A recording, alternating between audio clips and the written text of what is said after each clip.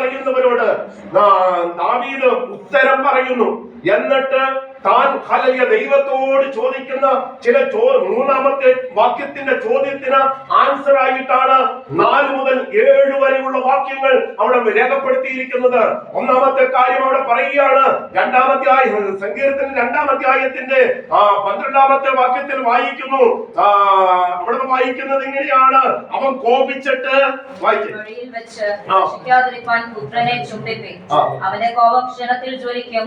ശരണം പ്രാപിക്കുന്നവരൊക്കെയും ഭാഗ്യവാന്മാർ. അപ്പം ശരണം പ്രാപിക്കുന്നവൻ ഭാഗ്യവാന്. ഇവിടെ വായിക്കുന്നു, അവൻ കോപിച്ചിട്ട് നിങ്ങൾ വഴിയിൽ വെച്ച് നശിക്കാതിരിക്കാൻ എന്ത് ചെയ്യണം? പുത്രനെ ചുംബിക്കണം. നാം വഴിയിൽ വെച്ച് നശിച്ചു പോകാൻ പദ്ധതികൾ ഒരുക്കുന്ന ശത്രുക്കളുണ്ട്. അതിന്റെ നടുവിൽ നശിച്ചു പോകാതിരിക്കാൻ ദൈവത്തിന്റെ പാദപീഠത്തിൽ ഇന്ന് പല സമയത്ത് ആയിരിക്കുന്ന ഭക്തരെ എന്ത് ചെയ്യത്തില്ല? ഹല്ലേലൂയ, അവന്റെ കോപം ക്ഷണത്തിൽ ജ്വലിക്കും. അവനെ ശരണം പ്രാപിക്കുന്നവരൊക്കെയും എന്ത് ചെയ്യും? ഭാഗ്യവാന്മാരായിട്ട് മാറും. ഭാഗ്യവാന്മാരായിട്ട് മാറും. ദൈവത്തെ ശരണം പ്രാപിക്കുന്നവൻ ഭാഗ്യവാനായിട്ട് മാറും. സ്തോത്രം. 5:11 ഇതുപോലെ ഒരു വാക്യമാണ്. സങ്കീർത്തനം 5:11 വായിച്ചേ. ഞാൻ നിന്നെ ശരണം പ്രാപിക്കുന്നവർ എല്ലാവരും സന്തോഷിക്കും. നീ അവരെ പാലിക്കുന്നത് കൊണ്ട് അവരെപ്പോഴും ആനന്ദിക്കും. ആനന്ദിച്ചാർക്കും? നിന്റെ നാമത്തെ സ്നേഹിക്കുന്നവർ നിന്നിൽ ഉല്ലസിക്കും. അപ്പം ദൈവസന്നിധിയിൽ നിൽക്കുക എന്ന് പറയുന്നത് സന്തോഷമാണ്. ഹല്ലേലൂയ. പലർക്കും ഇന്ന് ഹല്ലേലൂയ ദൈവസന്നിധിയിൽ നിൽക്കാനാണ് വലിയ ബുദ്ധിമുട്ട്. ലോകപരമായിട്ട് നിൽക്കാൻ എല്ലാവർക്കും ഹല്ലേലൂയ താല്പര്യമാണ്. അതിന്റെ കൂടെ കൂടാൻ ഒത്തിരി അണികളും കാണും. ഹല്ലേലൂയ. ദൈവസന്നിധിയിൽ നിൽക്കുന്നവന്റെ കൂടെ കൂടാൻ ആളും കാണത്തില്ല, അണികളും കുറവായിരിക്കും. ഹല്ലേലൂയ. സ്തോത്രം. വിശ്വസ്തയോടെ നിൽക്കുന്നവനെ എപ്പോൾ വീഴ്ത്തണമെന്ന് ശത്രു പദ്ധതികൾ ഒരുക്കിക്കൊണ്ടേയിരിക്കും. എന്നാൽ ഹല്ലേലൂയ അവിടെ സങ്കീർത്തനക്കാരൻ പറയുന്നത് പോലെ ഹല്ലേലൂയ, ഇതാ ദുഷ്ടന്മാർ ഹൃദയ പരമാർത്ഥികളെ ഇരുട്ടത്തെയ്യേണ്ടതിന് വില്ലുപോലെ ശസ്ത്രം ഞാണിന്മേൽ തൊടുക്കുന്നു. ഹല്ലേലൂയ. അവൻ പതിയിരിപ്പ് നടത്തുന്നത് എങ്ങനെയാണ്? ഹൃദയ പരമാർത്ഥികളെ നോക്കുകയാണ്. നമുക്കറിയാം, ഈ കഴിഞ്ഞ ചില ആഴ്ചകളായിട്ട് സ്തോത്രം പാതിവിലയുടെ പേരില് എത്രയോ പേരാണ് അകപ്പെട്ടു പോയത്. സ്തോത്രം. ഒത്തിരി പേരുടെ സമ്പത്ത് നഷ്ടമായി പോയി. ഒത്തിരി പേരുടെ സ്തോത്രം ഹൃദയ പരമാർത്ഥതയോടെ വന്നിട്ട് അവരുടെ ഹൃദയത്തെ പറഞ്ഞ് വശീകരിച്ച് അവരുടെ ഹല്ലേലൂയ പോക്കറ്റിലിരിക്കുന്ന കാശ് ഇവരുടെ പോക്കറ്റിലേക്ക് ഹല്ലേലൂയ എടുത്തു ഇട്ടു. ഹല്ലേലൂയ.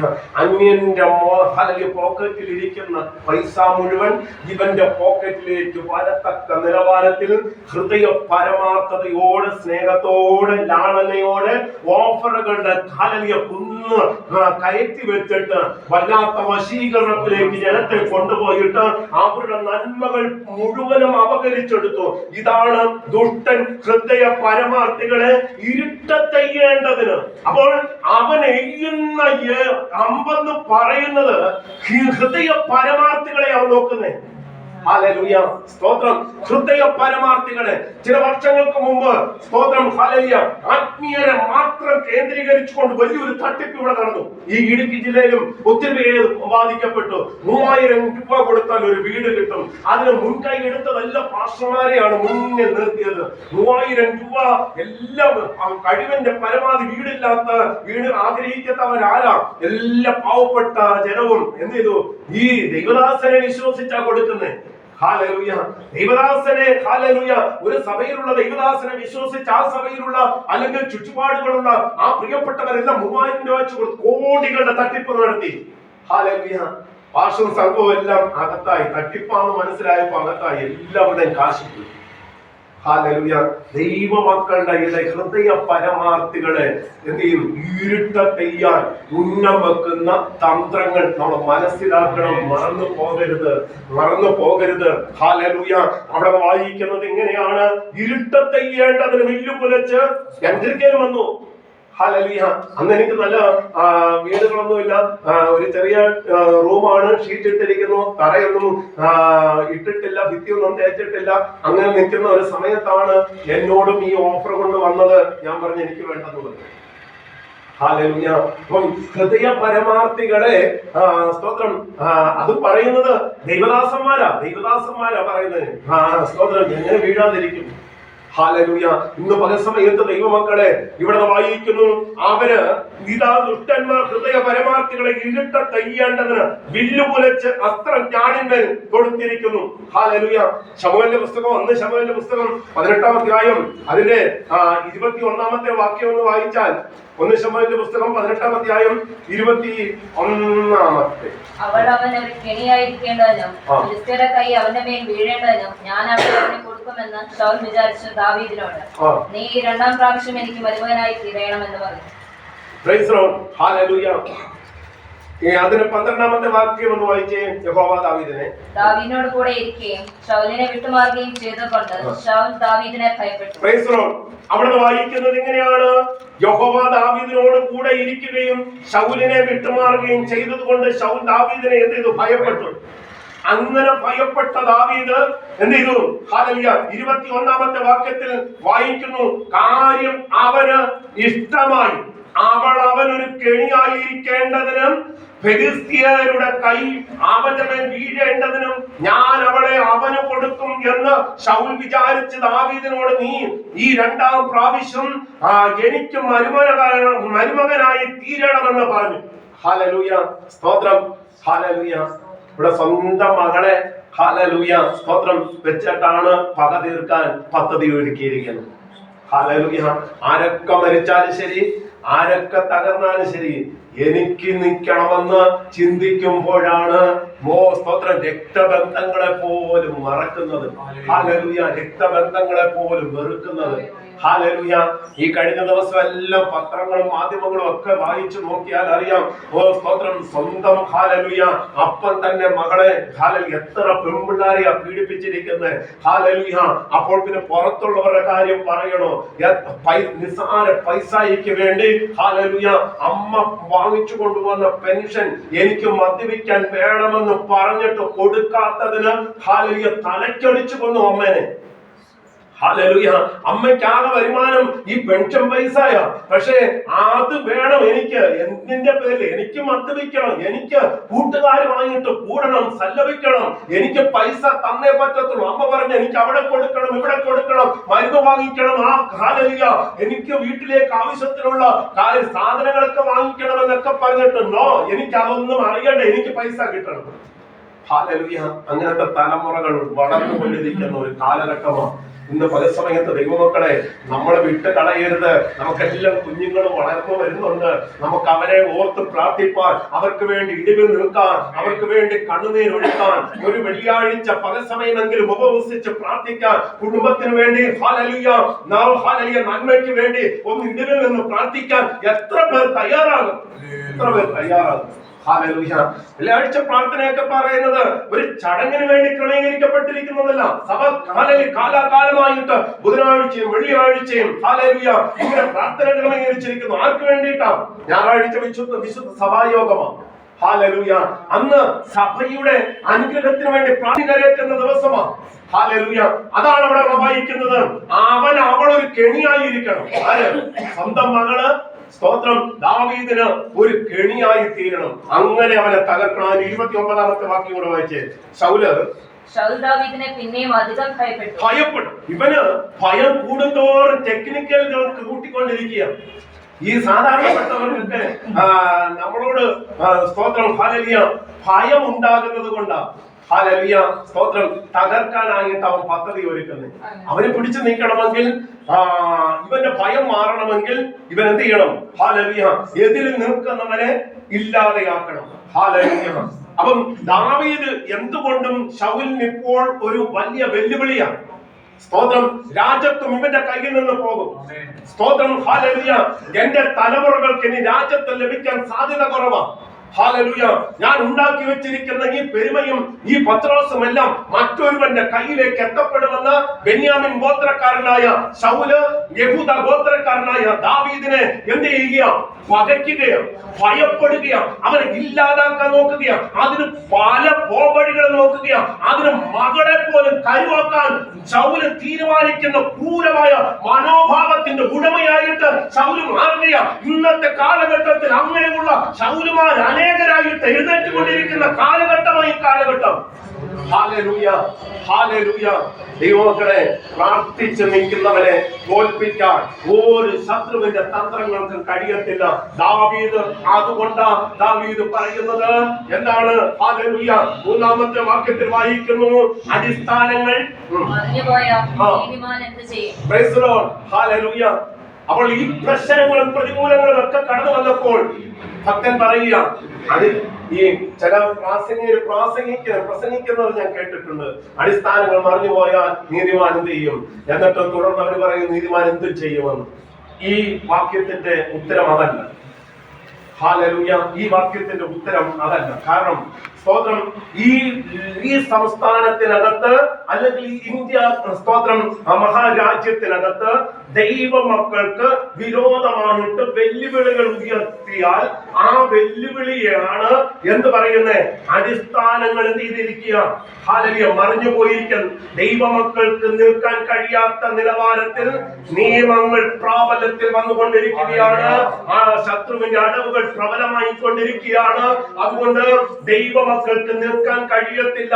അതുകൊണ്ട് അടിസ്ഥാനങ്ങൾ മറിഞ്ഞു പോയാൽ നീതിമാൻ എന്ത് ചെയ്യും? ഉത്തരം പ്രാർത്ഥിക്കും. Hallelujah, hallelujah. നീതിമാൻ ഹല്ലേലൂയ എന്ത് ചെയ്യും? അടിസ്ഥാനങ്ങൾ മറിയുന്നു എന്ന് കണ്ടാൽ പ്രാർത്ഥിക്കും. അതാണ് അതിന്റെ ഉത്തരം. ഹല്ലേലൂയ. അവിടെ വായിക്കുന്നത് ഇങ്ങനെയാണ്, സ്തോത്രം, അടിസ്ഥാനം. അതും വലിയൊരു ചോദ്യമാണ്. ഹല്ലേലൂയ. ദൈവത്തോട് ചോദിക്കുക, ദാവീദ് ചോദിക്കുക, അടിസ്ഥാനങ്ങൾ മറിഞ്ഞു പോയാൽ നീതിമാൻ എന്ത് ചെയ്യും? ഹല്ലേലൂയ. ഉത്തരമാണ് 4 മുതൽ 7 വരെയുള്ള വാക്യങ്ങൾ അതിനുള്ള ഉത്തരമാണ്. ഹല്ലേലൂയ. അത് ദൈവം സംസാരിക്കുന്നതാണ്. ഹല്ലേലൂയ. ദൈവത്തിന്റെ ആത്മാവ് ഇടപെടുന്നതാണ്. ദാവീദിനെ ധൈര്യപ്പെടുത്താൻ, ദാവീദിനെ ഉറപ്പിക്കാൻ ദൈവം സംസാരിക്കുന്ന ചില വാക്യങ്ങളാണ് അവിടെ വായിക്കുവന്നപ്പോൾ ഇവിടെയായി തീരുന്നത്. ഹല്ലേലൂയ. ഒന്ന്, ഹല്ലേലൂയ, അത് വായിച്ചേ. അടിസ്ഥാനങ്ങൾ മറിഞ്ഞു പോയാൽ നീതിമാൻ എന്ത് ചെയ്യും? ഹല്ലേലൂയ. അവിടെ അടിസ്ഥാനങ്ങൾ മറിഞ്ഞു പോയാൽ നീതിയുടെയും പ്രമാണത്തിന്റെയും അടിസ്ഥാനങ്ങൾ ഇളകി. ഹല്ലേലൂയ. നീതിയുടെ അടിസ്ഥാനങ്ങൾ ഇളകി നിൽക്കുക, പ്രമാണങ്ങളുടെ അടിസ്ഥാനങ്ങൾ ഇളകി സ്തോത്രം, ഹല്ലേലൂയ, മാറി നിൽക്കുക. പ്രമാണം വഴിമാറി, നിയമങ്ങൾ വഴിമാറി, നീതി വഴിമാറി. ഇതൊന്നും നിലനിൽക്കാത്ത നിലവാരത്തിൽ ജനം ഹല്ലേലൂയ മറ്റുള്ളതിനെയൊക്കെയോ സ്നേഹിക്കുക. ഹല്ലേലൂയ. സ്തോത്രം. ഒരു മകള് തന്റെ അപ്പനോട് പറഞ്ഞു, പപ്പായെ ഇനി മുതല് ഞാൻ ചർച്ചിൽ പ്രാർത്ഥനയ്ക്ക് വരുന്നില്ല. ഹല്ലേലൂയ. സ്തോത്രം. ഇത് ഒരു കത്തോലിക്ക ബാക്ക്ഗ്രൗണ്ടിൽ സംഭവിച്ചതാണ്. ഹല്ലേലൂയ. അന്നേരം ആ പപ്പ ചോദിച്ചു, പള്ളിയിലോട്ട് പോയി കഴിയുമ്പോൾ പള്ളിക്കകത്ത് കുറച്ചു പേര് മൊബൈൽ തോണ്ടിക്കൊണ്ടിരിക്കും, കുറച്ചു പേര് ചെവി കടിച്ചു വരച്ചുകൊണ്ടിരിക്കുക, എന്തൊക്കെ പറഞ്ഞുകൊണ്ടിരിക്കുക. അവിടെ പരിപാടികളൊക്കെ നടന്നുകൊണ്ടിരിക്കുക.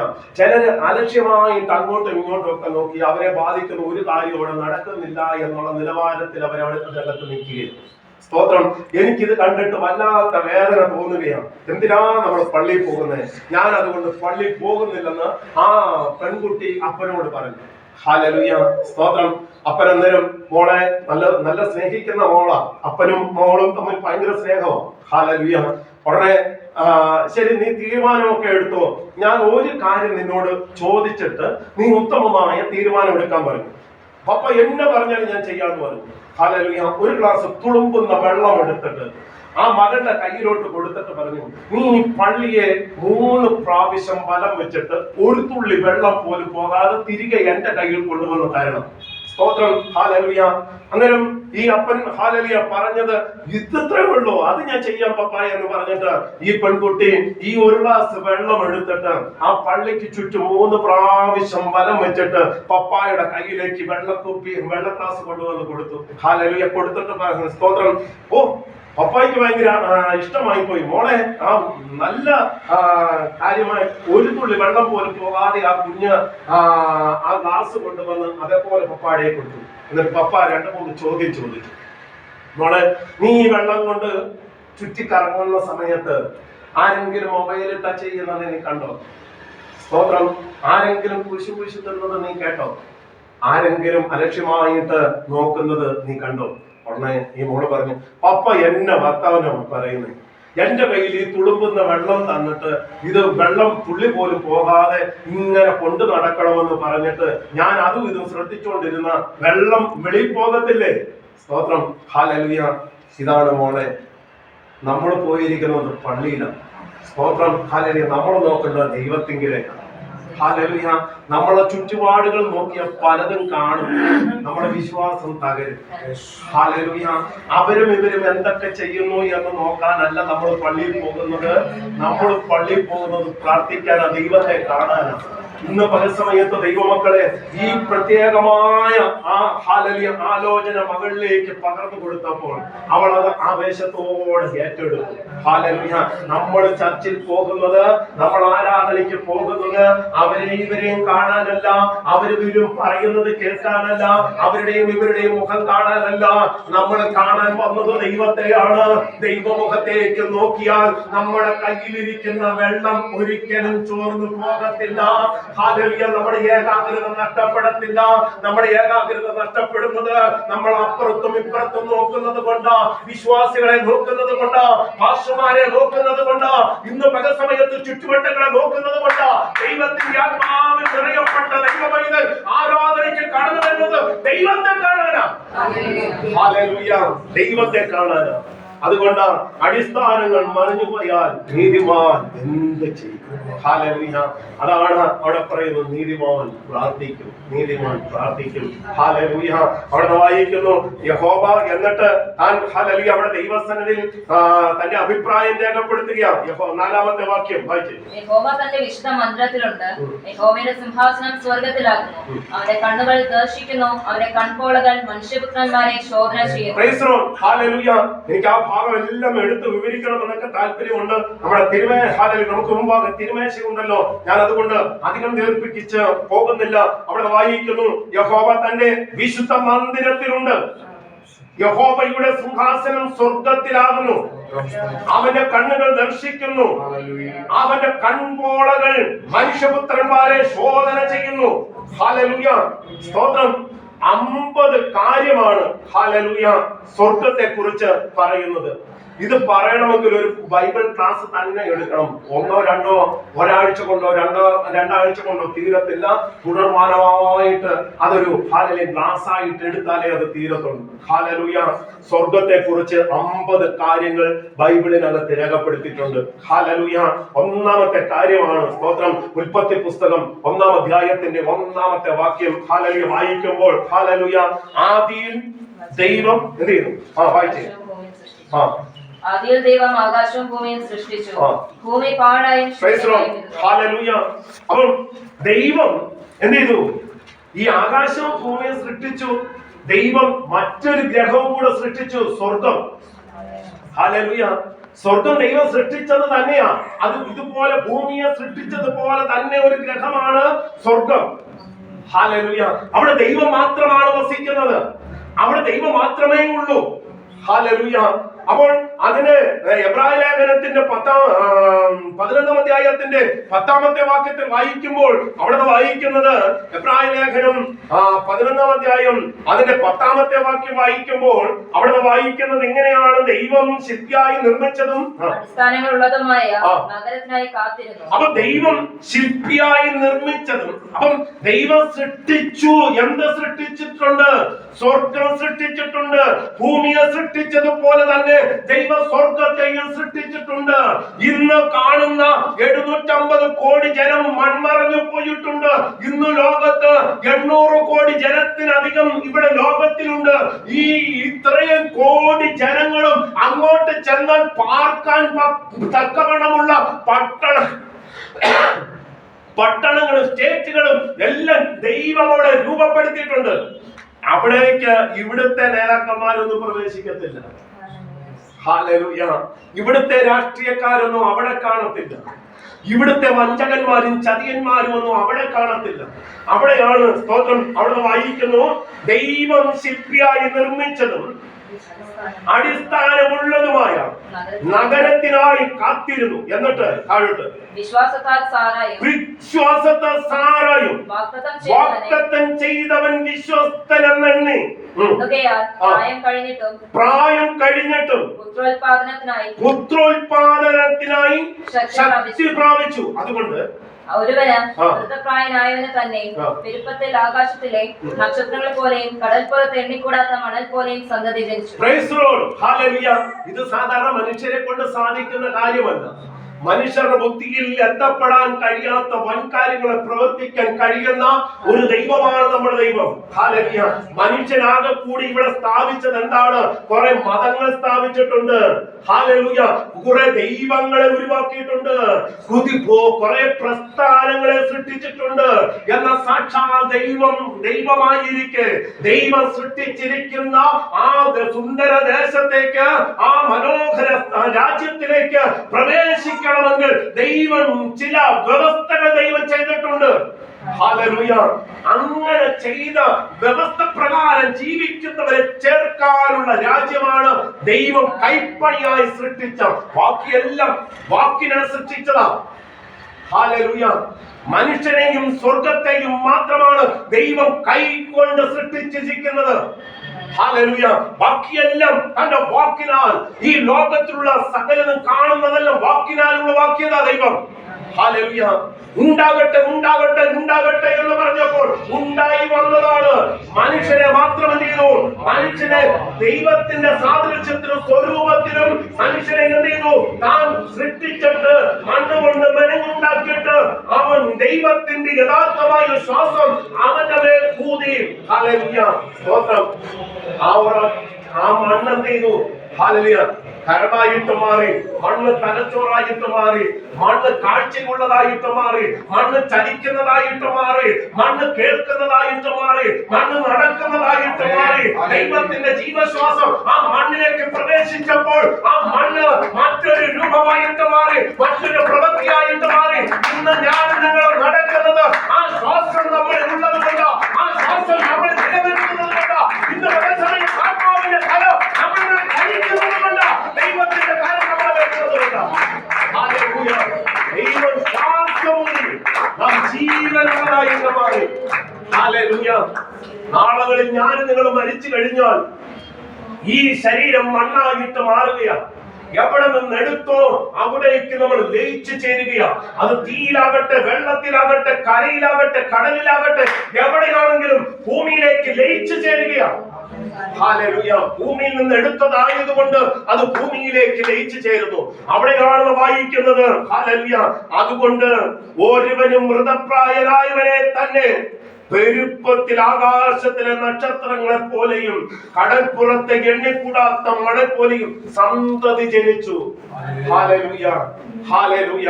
ഇന്ന് പല സമയത്ത് ദൈവമക്കളെ, ഹല്ലേലൂയ, ഒരുപക്ഷെ ഇവിടുത്തെ കുടുംബം നമ്മളെ വെറുത്തെന്ന് വരാം. ഇവിടുത്തെ മാതാപിതാക്കൾ, ഇവിടുത്തെ മക്കൾ, ഇവിടുത്തെ ചുറ്റുപാടുകൾ, ഇവിടുത്തെ സഹോദരങ്ങൾ ഒക്കെ നമ്മളെ ഉപേക്ഷിച്ചെന്ന് വരാം. ദൈവത്തെ നമ്മൾ ഉപേക്ഷിക്കരുത്. ദൈവത്തെ മുറുകെ പിടിക്കണം. ദൈവത്തെ മുറുകെ പിടിച്ചാൽ ദൈവം നമ്മളെ മാനിക്കും. ദൈവത്തിന്റെ വ്യവസ്ഥ വിട്ടു പോകരുത്.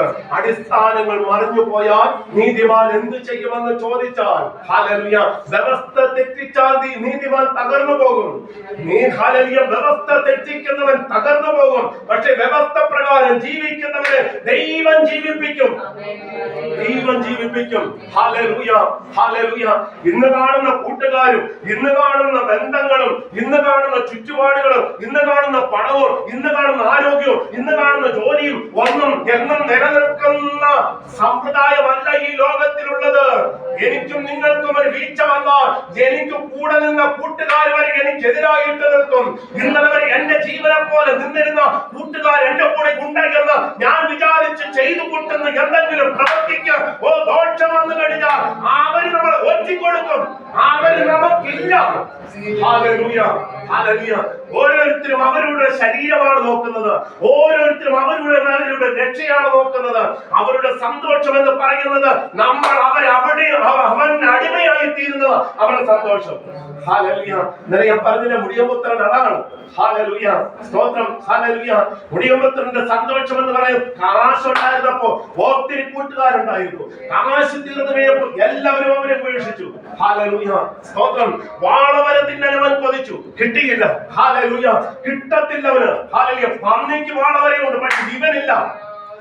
അവന് പന്നിക്ക് ആഹാരമുണ്ട്, ഇവൻ ആഹാരമില്ല.